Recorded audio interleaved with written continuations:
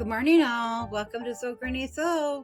Today we're going to be working on stitch in the ditch on your machine, domestic machine. We have a square here we're working with just to show you, and we have fabric on the back. We have an 80-20 cotton batting, and then of course our quilt square.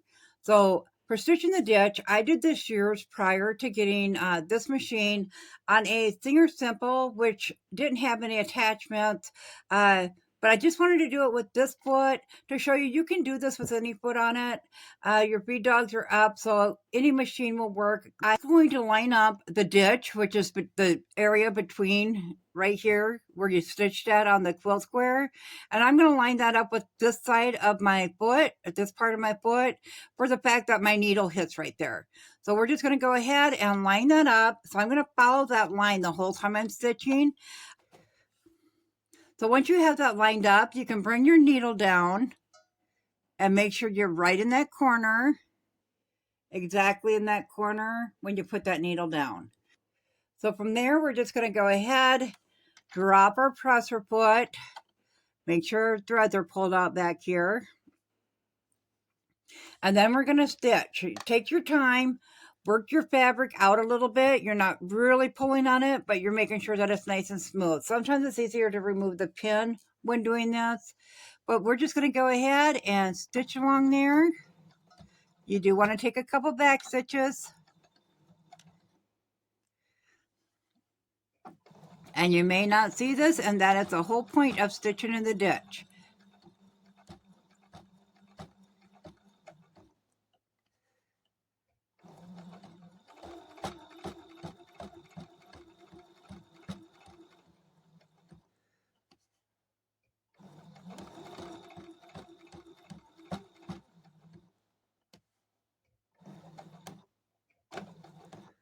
And stitch right up to that next corner. You can see a little bit there. Right here is where our stitching is. So then we'll go ahead and turn it, start on the next direction.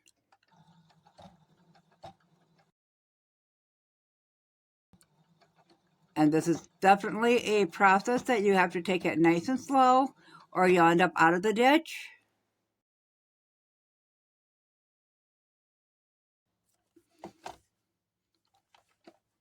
So once again, you can see that stitching right in there, right in there.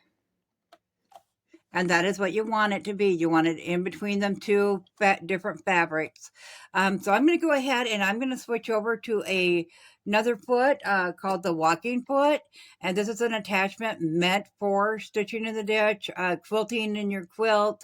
So then we'll do the rest of it with this attachment. And then we'll also be doing stitch by the ditch with this attachment in the next video. So I'll go ahead and switch this over and then I'll meet you back here. We are back, and I'll give you another closer look at that stitching.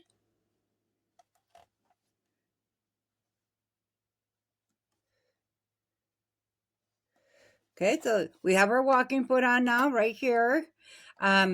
We do still have our feed dogs up. You definitely want those up still. What the walking foot does is it pulls the top fabric even with pulling the feed dogs pulling the back fabric.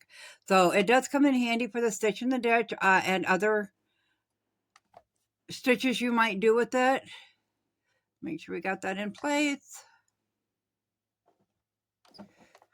Our needle is right in the corner of the fabric. Go ahead and drop that down. And once again, we'll just follow. You can kind of get a better view with this foot on.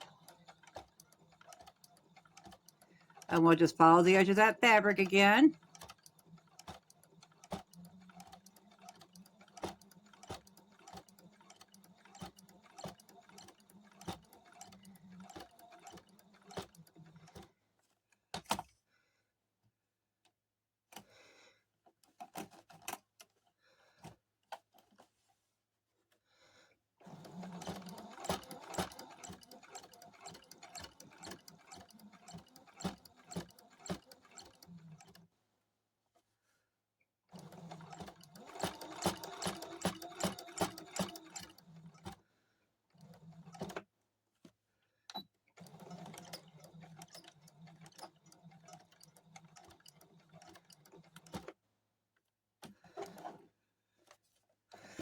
Okay, we'll pull that off there.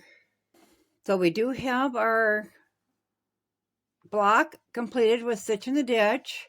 We will flip that over, and as you can see, there is a square on the back of where we stitched at. I always liked this one, the stitch in the ditch, for the fact it gives nice simple designs on the back of your quilt. It's very easy. If you have the walking foot, great. If you don't have, any foot will work, guys. So it's a universal thing where any domestic machine can do the stitch in the ditch. So we're going to go ahead and we're going to go into the stitch by the ditch in the next video, which will use the same foot. You can also do it with the other foot as well. As always, if you found this video useful, go ahead and give it a big thumbs up. It really helps our channel grow. If you haven't subscribed yet, go ahead and hit that subscribe button because we'd love to have you here at Sew Granny Sew.